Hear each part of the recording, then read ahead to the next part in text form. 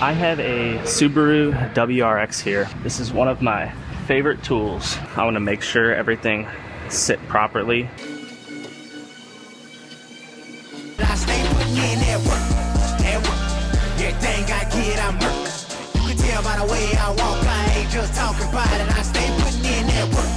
Everything I get, I'm hurt. You can tell by the way I walk, I ain't just talking about it. I stay putting in that work. I have a Subaru WRX here.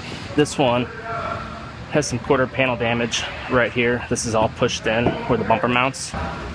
Luckily, there's lots of access to the inside, so it should be pretty simple and straightforward. I'm gonna go ahead and work that back into shape. This is one of my favorite tools right here.